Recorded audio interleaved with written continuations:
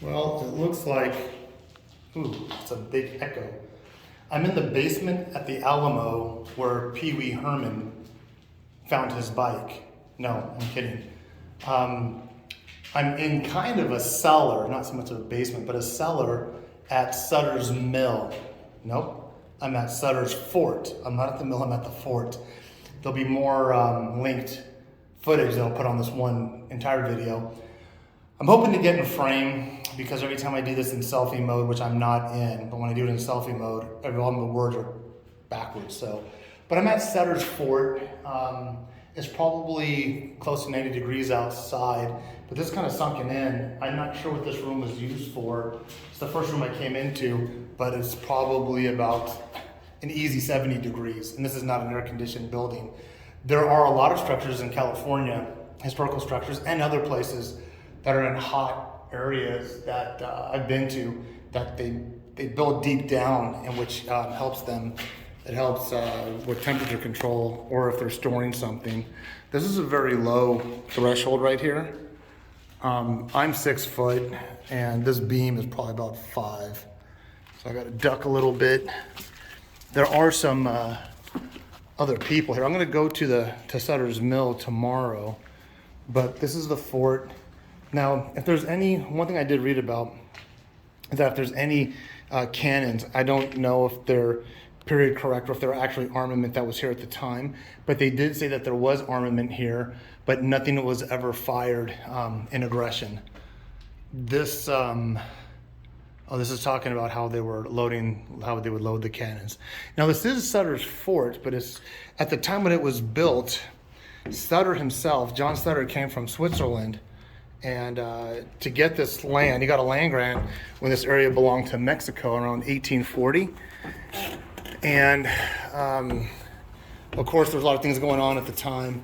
Oh yeah, this is kind of cool. There were a lot of things going on at the time. So John Sutter comes from Switzerland. He gets a land grant from the government of Mexico. Mexico declares independence in 1810. Spain and other countries recognize that independence in 1821. Up in this area, around the 1860s,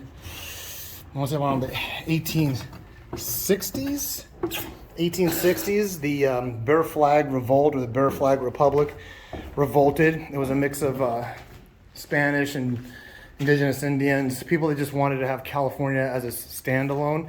Oh, that was automatic lights. That was kind of cool. The state park employee outside said that what I'm standing in right now, this is all was rebuilt in 1890, which is still pretty significant. They said it's not really exactly as it was, but this is interesting. This gate right here, that's what I walked into. And then this is in the middle of the courtyard, which I'll go into. The area that I'm in right now is this corner area. I'm over here.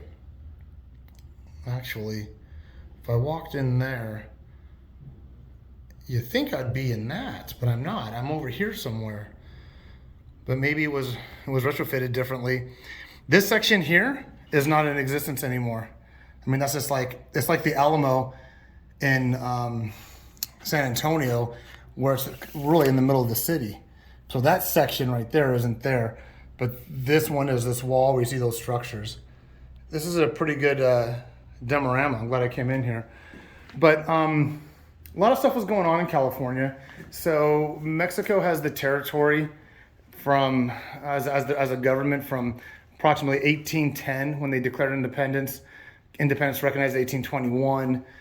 Mexican-American War concludes around 1846, 1847. And then the gold is discovered in 1848. You have the gold rush of 1849.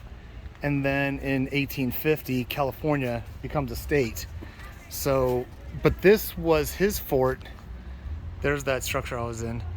This was, Sutter built this fort, and it was never a government fort. It wasn't ever said to be a state. It wasn't Mexico's, it wasn't America's, it was Sutter's, it was his. And his land grant was very expansive. Actually, let me zoom in. You can see that there's the hospital right behind us. When I was talking about the gate I walked through, there's the gate I walked through. And I'm just gonna try to keep other people out of the video. I try to be courteous. Some people don't like to be on camera, but I'm gonna go real quick. So now I'm in the courtyard area. There was that building they recommend I go into. That was depicted in that little diorama in the center. And then there's a perimeter, and it looks like a Mexican flag, but it's very faded if it is. Right, I'm gonna pause it for now, and then I'll start it again when I see something else interesting. And then, like I said, tomorrow I'll be doing Sutter Mill. This is Sutters Fort. And they're about on today's travel time with automobiles and the freeways. They're maybe about an hour 15-minute drive away from each other. And I'm not very clear if Sutter's land grant was that expansive, where it was here and expanded all the way up to where the mill is. All right, I'm looking at one of the rooms, and I'm with one of the park aides for California State, very knowledgeable about what we're looking at. And I'm going to have her describe it, and as she's pointing them out, I'm just going to zoom in on it. So go ahead. I'd love to hear what you have to say. So this is the Cooperage, and a cooper works in the cooperage, and that is a person that makes barrels and buckets and butter churns and tubs. They're all round wooden containers made of slats of wood, like that pile of wood we've got right over there. And these round wooden containers are held together with metal bands or with wooden bands. And so you can even see that bucket right there has water in it, and it is filled with water day in and day out, and it doesn't leak. So it's one of two woodworking shops that we have here at the fort. The other is the Carpentry Studio, where a carpenter will make furniture and wagon parts and all other wood things that are not round wooden containers. And it seems like an oddly specific profession, but you have to remember that during this time it was the golden age of shipping, when goods were being shipped all over the world. And the only containers that they had to hold all of these goods would be a burlap sack or a wooden box or barrel. And the advantage that a barrel has over a wooden box is that it could be waterproof or watertight, and it can also be turned on its side and rolled, meaning one person could move it onto a ship or all the way across the fort. So it makes it a superior container. When you were saying, okay, so this is a cooper, oftentimes you hear that people's names affiliated with careers or jobs they might have done, from earlier on when last names were, so would it be fair to say that if your last name was Cooper, somewhere in your family history, this might have been a profession of theirs? A barrel maker? That would be a very safe assumption, just like other names say tailor, because tailoring is a profession. So that is a safe assumption, yes. Now, when you were talking about, I'm looking at the different sizes of barrels. Were there standardized sizes and weights of barrels, like when you go to the store today and you're buying, flour or something, how it's standardized somewhat, right, but you have different options? Yeah, barrels were standardized, and actually the name barrel was for a specific size of round wooden container. There were also kegs and in fact, we have a list of what those are that I could get out for you on the side over there. So when we say barrel, we're saying it generically, but if you said barrel back then, it wasn't just any of these. No, it was a specific one. Size, yeah. If you're interested, I can show you that list. Sure. I'm going to pause it real quick. Yeah. Okay. So I asked the question when I paused it about. If these were standardized sizes, and because I'm looking at them, there's a lot of different shapes, and so she's bringing this out, and it actually does. But the interesting thing, I'm going to zero in. So what we say when we use the word barrel, everyone just calls that shapely looking round thing a barrel.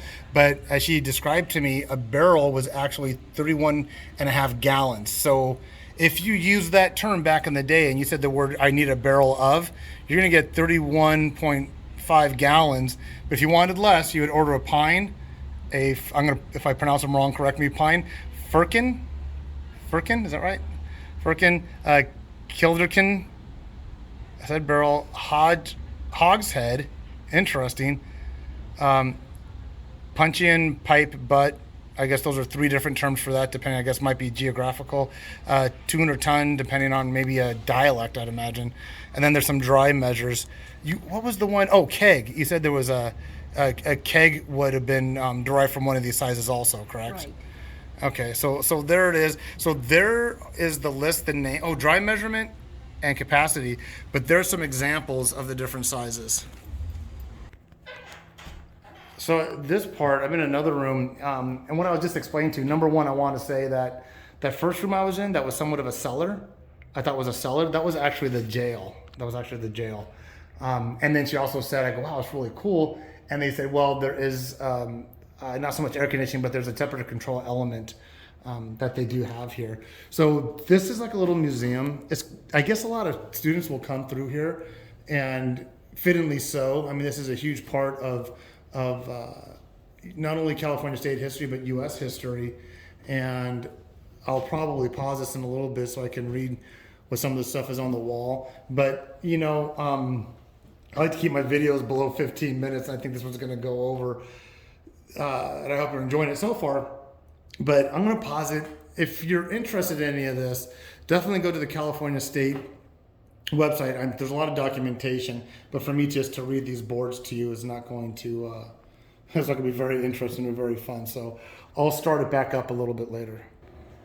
So I'm still in the same structure. I was reading some of the dialogue. This looks spooky. Hope I don't run into her. I was reading a little bit of the dialogue here, and this fort had a lot of the same nuances and aspects and purposes as the California State Missions. Number one, the reason why Mexico allowed him to become a citizen and do all this was to quell the Native Americans, the Indians, and to kind of befriend them so they would stop doing cattle raids. And he also used Indians to help build this fort, and just like the Spanish used Indians to build the missions.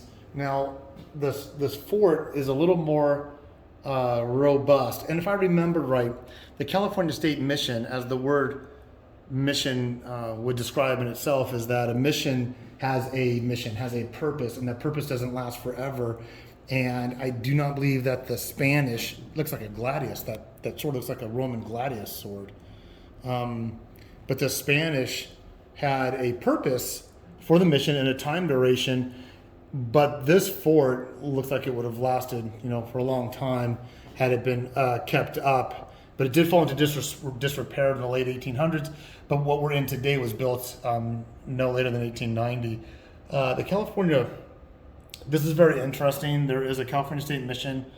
I forgot the name of it, but it was very active. I think they called it the Bear Republic Revolt. And that was a combination of people who were living here of all different shapes and sizes. And they just wanted to they were committed to California, not Spain, not Mexico, not the United States. And they wanted California to be its own state, similar to what Texas was. What happened here before 1839? Like I said, try looking some of this stuff up. I have an anvil. It looks very, very, very, very much like that. Very much like that. I should put it in a museum. But yeah, they talk about agriculture, cattle, fishing, a blanket factory, all kinds of stuff. This is something I wanted to point out. This is his land grant. 48,400 acres. I got to be going soon. It's almost 3 o'clock.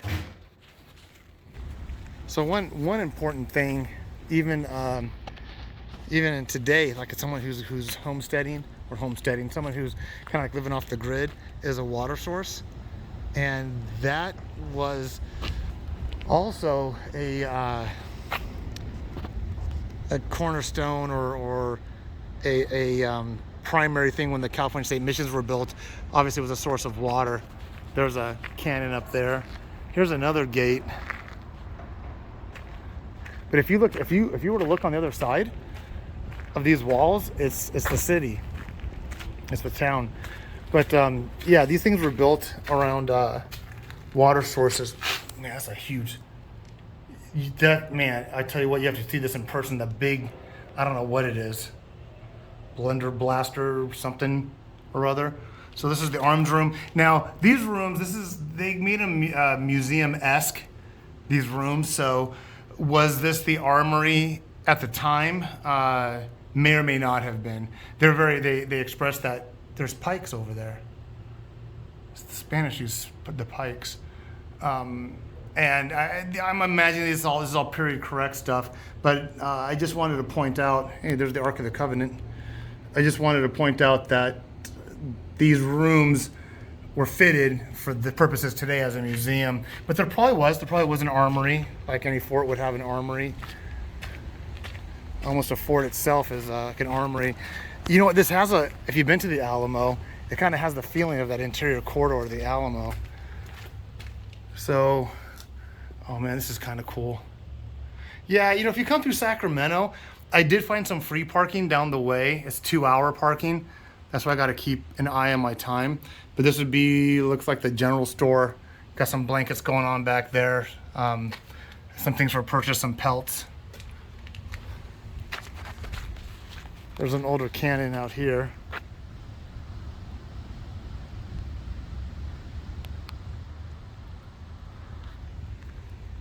Oh, I think this is a bedroom. I smell incense in here. Shaving kit. Feels really cool in those rooms.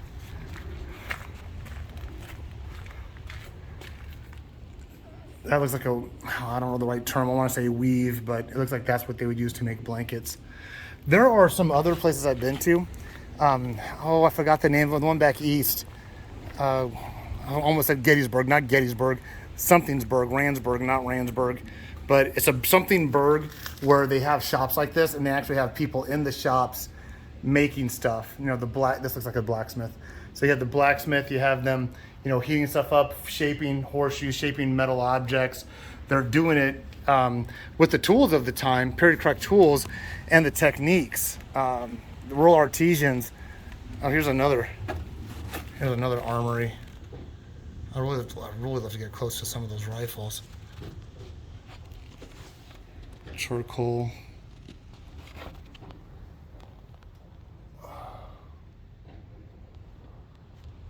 A big room like this, it might have been a room where the soldiers actually slept. Like a barracks type of room, not so much an armory. Because you got to remember, like I almost guarantee you, the fort that was up by Fort Niagara, or it was Fort Niagara, was very similar to this, where the enlisted guys would sleep in a big room like that, and their weapons would be stored, but their bunks would be, back to back in there. That's where the enlisted guys, and then this is where either the officer or the senior NCO, this would be his quarters. It looks very, very similar to the video I did up at Fort Niagara. And one of those plaques I read about said that, and there was a livery or a stable area at Fort Niagara, which kind of looks like this, where they kept all the equipment for the horses. But one of the things said he was a captain. He did serve, I think, in the Swiss Army. He probably got a Swiss Army knife. But he did serve in the Swiss Army, and he did do a lot of traveling to other... That is not period correct. But he did a lot of traveling around the world, where he saw how other countries and governments and militaries would build their forts both tactically and technically. And so he brought a lot of that knowledge with him when he built this. Now it's said to believe, or is believed to be said, I don't know how I said that backwards, but that he is buried in Grant's tomb. No, he's buried back east. He's buried, look at the size of that teapot. Tea, anybody? Oh man, that is huge. That's not a teapot, it just looks like one. But it is said that he's buried back in Washington, D.C. This looks like something that Indians would carry on their backs. Okay, so here's another one. I like how everything's so accessible here. Of course they have some of the stuff corded off. Oh, is this a catapult? What the heck is it? Oh, this is cannons.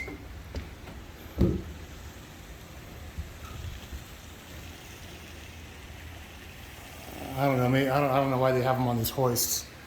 If anyone historically can tell me why they would have a cannon like this on a hoist, why don't they think of maybe recoil as it fired and it rolled back? It didn't go flying all the way back, but you had three, or maybe to pivot it. Maybe, I don't know, because you have we have four. 1, 2, 3, 4 areas, and I think there's, I forgot the name of these squared structures, but I believe there's 2 of them. I was in one earlier. But yeah, apparently he didn't die a rich man. He went back to the East Coast, and apparently he passed away out there and is buried somewhere in the Washington D.C. area. So you know, I may do one more video. I'm just gonna stop it for now, and I'm gonna go into the gift shop that's right behind me. Keep off. Actually, I'll go inside this big building here. Now, if I was on an army base, I'd say that looks like the Chow Hall. But this might be a common area, or it might be a church. There's a Catholic cemetery somewhere around here. Look at that cast iron. You know, all these rooms smell good.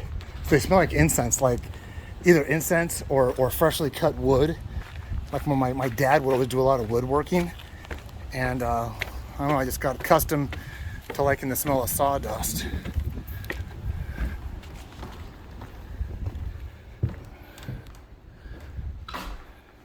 This might be barracks. Offices, officers' quarters.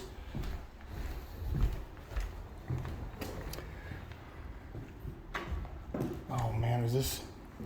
Nope, can't go up this one. It's probably just a cellar anyways. I'm in an attic.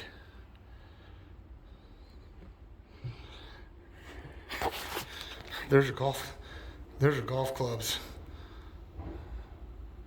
I have no idea what that is. Well, it's getting on to 22 minutes. I'm gonna wrap this one up. If I do any addition to it, it's just gonna be me walking towards the car and showing you the outside. They put a lot of work into this. This is definitely worth coming and viewing.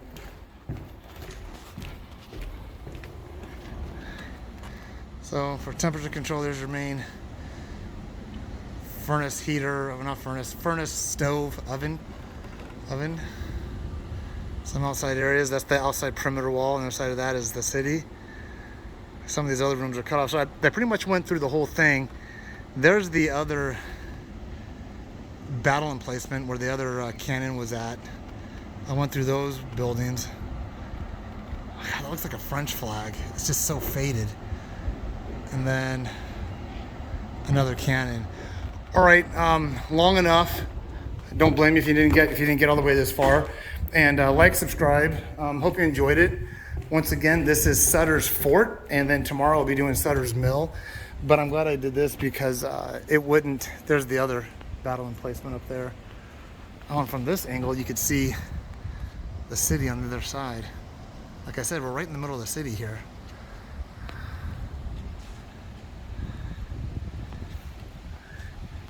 But yeah, I was almost going to pass this by, but I'm glad I didn't, because doing Sutters Mill tomorrow, it'll kind of tie in the two. And I'm sure there's many other locations and structures that has to do with this time period, and even himself, that I'm not going to be able to capture. But once again, I didn't get the price because I used my VA card to get in, but I think it's $5 for adults. Very nominal. Well, I hope you enjoyed it. Take care, and look forward to doing Sutters Mill tomorrow. Bye. I'm just gonna do a quick little video as I walk back to the car. This is the exterior of the fort. Just to give you an idea, this is the exterior of the fort. Kind of reminds me of the Vatican, actually. You have the Vatican Wall right in the middle of the city. So this is the city that surrounds it. There's different kinds of parking. There's some 2-hour parking that's for free. There's some paid parking. You can park up there for, it's like $1.75 an hour. There's that type of parking. I think I'm in the 2 hours for free, which ends in about 20 minutes. But I just was, as I'm walking by, really nice area. I mean, people probably looking there to come take a break here. I was talking to the guy in the gift shop, and of course I always want to buy something, but I didn't buy anything. No books, no pins, no patches. But well, I was talking to him, and he was saying that Sutter actually owned Fort Ross, which I've been past it twice. It's on Highway 1. It's the Russian fort, and there was a little depiction inside one of the rooms I was in, and it talked about how he owned it. I guess Sutter bought Fort Ross and used some of the armament and brought it here, not for display, but for actual use. And then another one said that the Mexican government started seeing his fort here being more of a threat than a security. So, but then they had their own problems with the Mexican-American War. So I was up in that earlier. So, and then this is the town around it. So right here, where this area is, that's the paid parking. I parked there initially, then I drove it down by the restaurant, and it said 2 hours. I hope I don't show up to a ticket. So there it is. All right, just wanted to show you guys that.